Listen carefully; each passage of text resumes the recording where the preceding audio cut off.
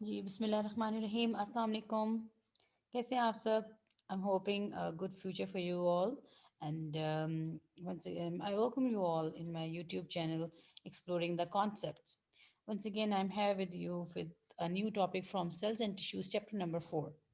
And the purpose of this channel is to facilitate the students of FSC and HSSC and SSC, ninth, 10th, first year, second year for biology FBIAC syllabus. And once again, I'm discussing the organelles. So in the last lecture, I have discussed cytoplasm and cytoskeleton. Now we are coming on the cell organelles. And cell organelles are actually, what are the organelles? If you can recall your chapter number 1 in ninth biology, that you have discussed a topic, levels of organization. In levels of organization, the topic is the starting thing is the subatomic level, then subatomics will take you to the atomic, then after atomic it is the cell level, cellular level, and after cellular level, sorry, सब atomic के बाद molecules था, और molecules के बाद सारे molecules जुड़े और बना क्या, ऑर्गेनल बना। अब हम बहुत से ऑर्गेनल्स जुड़े और एक सेल बना। हम एक सेल को काफ़ी देर से डिस्कस कर रहे हैं और अभी हमने इसको मज़ीद भी डिस्कस करना है। तो जो एक ऑर्गेनल था वो किस तरह बना था? By the combination of different molecules, इनके कंपाउंड्स बने, बड़े कंपाउंड्स बने, और बड़े कंपाउंड्स के कॉम्बिनेशन से एक ऑर्गेनल फॉर्म हो गया और उसका एक स्पेसिफिक टास्क था, उसका एक डेडिकेटेड स्पेसिफिक टास्क था। तो ऑर्गेनल्स क्या चीज़ होती हैं? These are the small structures which are present inside the cell. Cytoplasm की हमने बात की that it is a jelly-like substance. Why it is something jelly-like thing? The thing is it has to hold the small or organelles inside it to keep its functioning going on.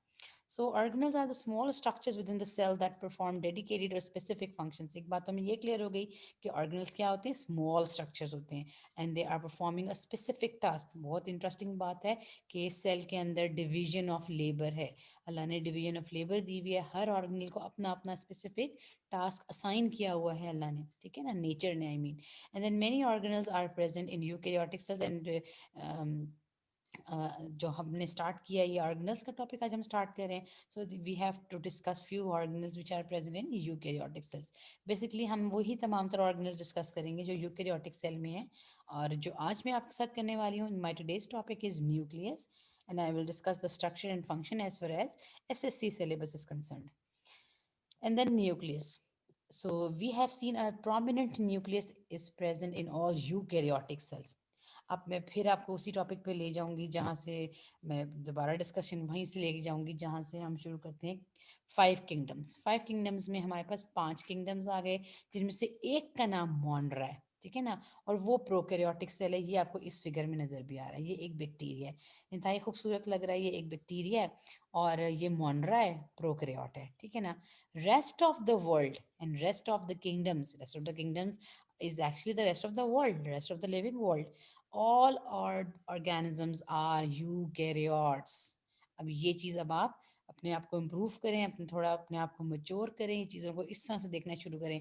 अब हर एक को ये सोचते रहे ये भी eukaryotic है, ये भी यूकेरियोटिक है, नहीं, आपने अब यूँ सोचना है कि except Monra, except prokaryotes, rest of the world is having eukaryotic cell, ठीक है। अब यूकेरियोटिक सेल कौन सा था? जिसके अंदर सेंटर में एक बहुत प्रोमिनेंट न्यूक्लियस था। ये फिगर नज़र आ रही है आपको, जिसपे मेरा रेड पॉइंटर है, ये एक बहुत ही प्रोमिनेंट न्यूक्लियस प्रेजेंट है इसके अंदर। ये एनिमल सेल है, ये इसकी सेल मेम्ब्रेन, ये और ये इसका साइटोप्लाज्म, और ये सेंट्रल न्यूक्लियस है, ठीक है। But what about this cell, bacterial cell, prokaryotic cell?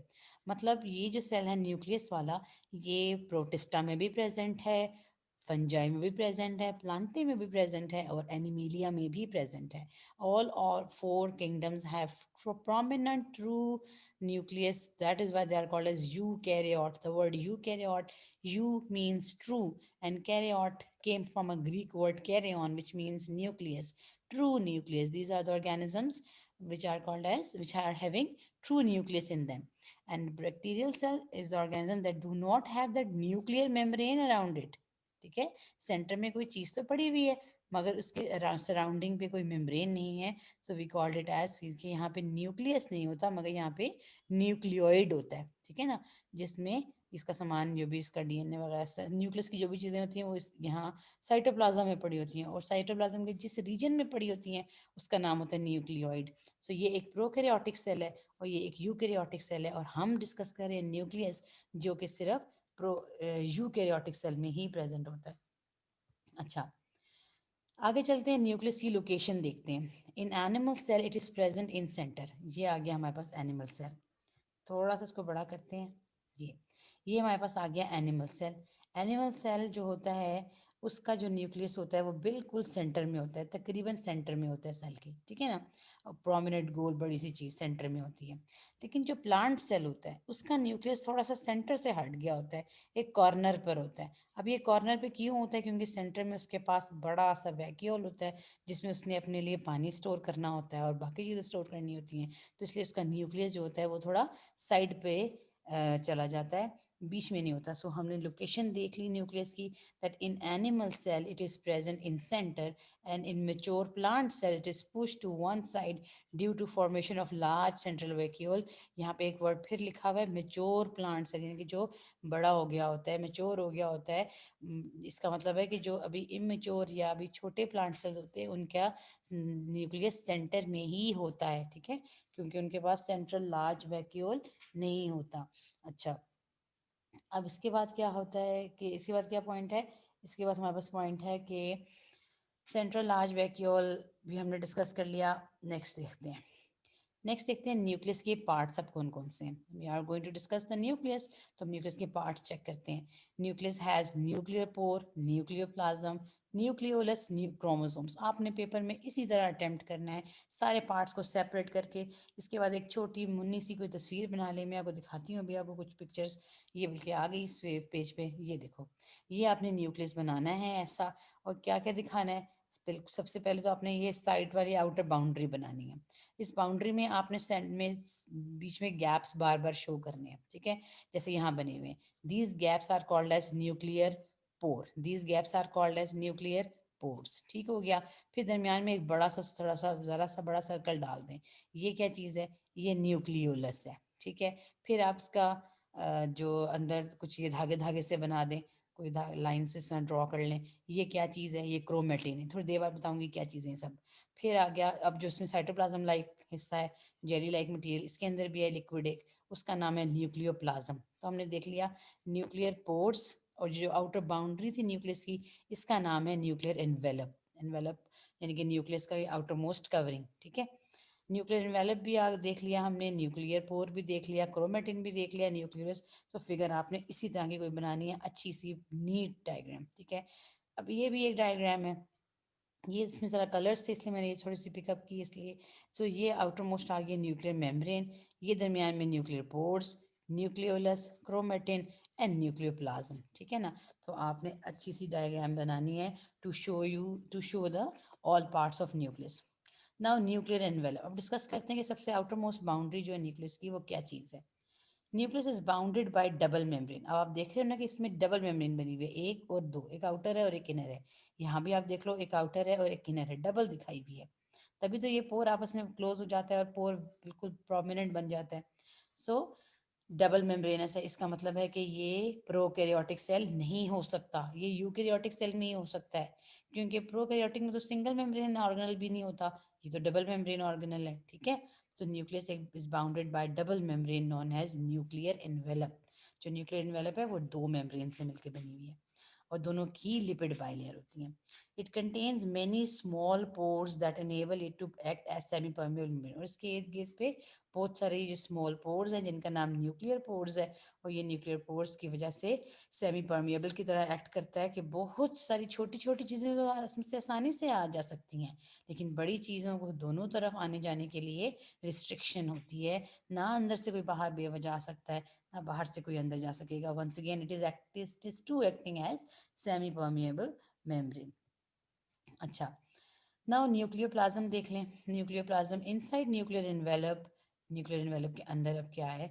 Granular fluid, एक फ्लूइड है जिसमें दाने दानेदार कोई चीज़ है, कुछ छोटे छोटे मॉलिक्यूल्स हैं ना, granular fluid is present, nucleoplasm, and nucleoplasm contain one or two nucleoli and chromosomes. और न्यूक्लियो अब ये तो सेट सारा न्यूक्लियोप्लाज्म है अंदर, उसके अंदर क्या क्या प्रेजेंट है, या तो एक न्यूक्लियस न्यूक्लियोलस होता है या दो भी हो सकते हैं, और कंटेन वन और टू न्यूक्लियोलाई एंड क्रोमोसोम्स, और इसके अंदर ये क्रोमोसोम्स भी प्रेजेंट हैं। ठीक हो गया।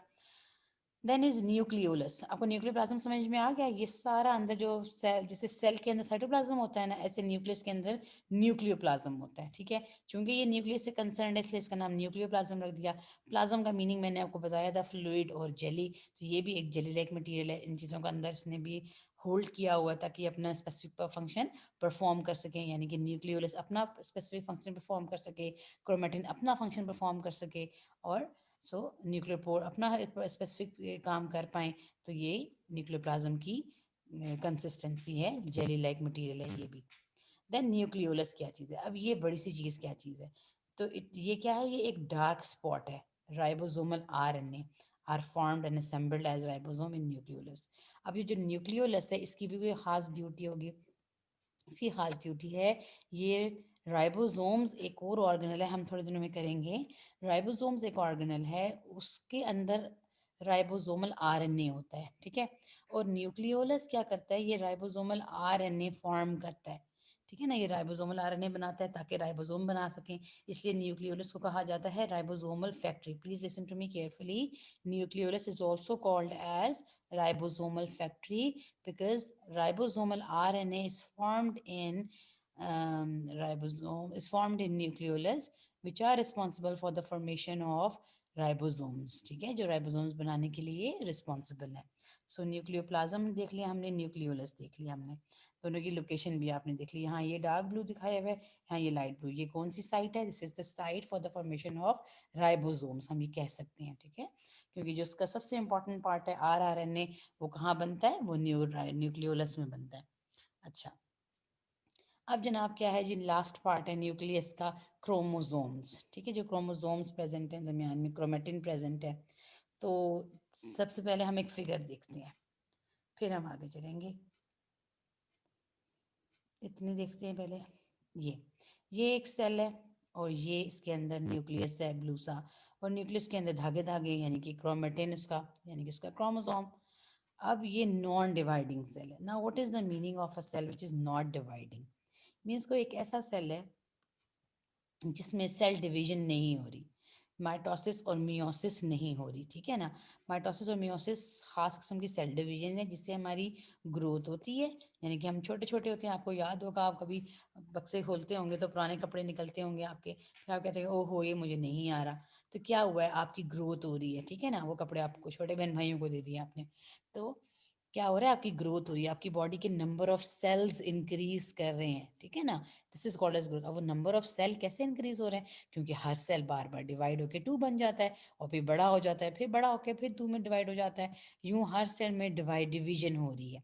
तो जब भी डिवीजन होती है ना, तो जब भी डिवीजन होती है तो क्या होता है, जो हमारा क्रोमेटिन होता है ना, वो इस शेप का हो जाता है, मोटा और थिक हो जाता है, और आराम से हम उसे देख पाते हैं, ये विजिबल क्रोमोसोम बन जाता है।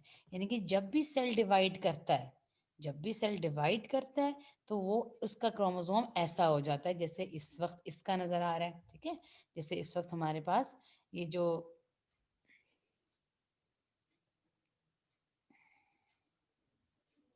ये जैसे इस वक्त ये आपको नज़र आ रहा है ना, मैं पेन लेने गई थी और मैंने कुछ का कुछ कर देती हूँ मैं।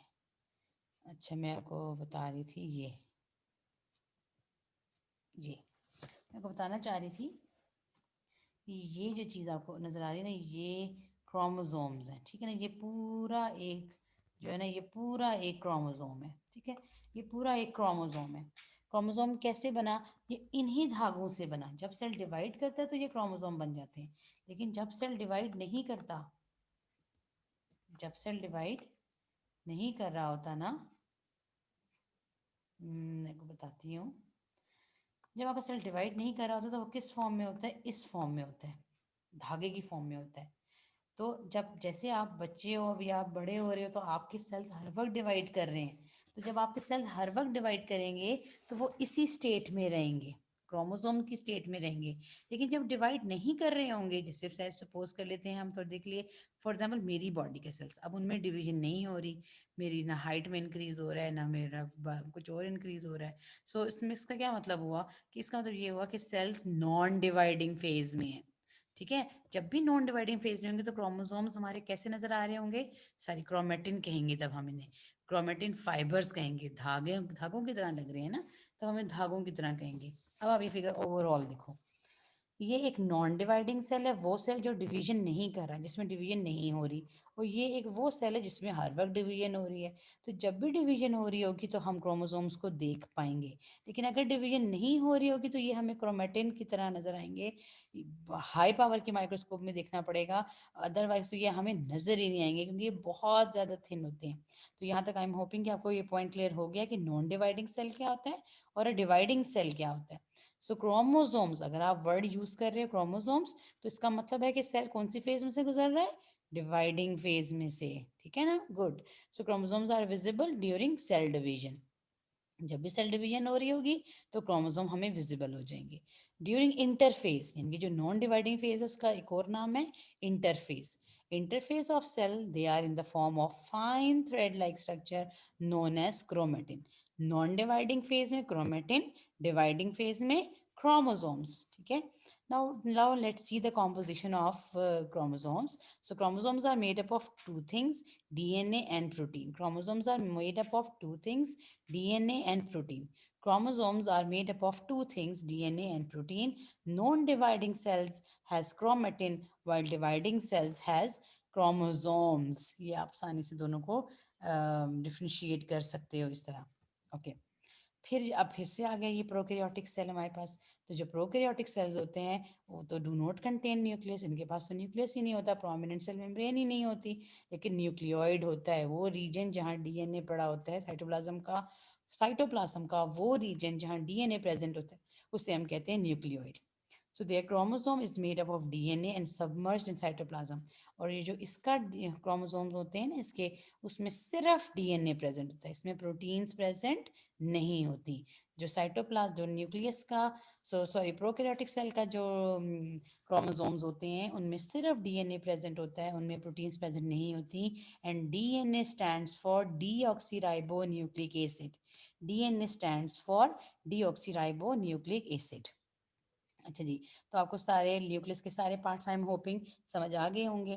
तो फिर भी अगर आपको कोई बात ऐसी लगे जो नहीं समझ आई तो आप मुझे कमेंट्स में भी कह सकते हो। हाँ, you any questions, so if you have any question you can ask me, you can write me in my comments and you can discuss the things with me at any time. ठीक हो गया। And then I thank you all for the patience listening. अपना बहुत सारा ख्याल रखें, बहुत ध्यान से ईमानदारी से पढ़ें। इंशाल्लाह ताला फिर मुलाकात होगी। अल्लाह हाफिज़।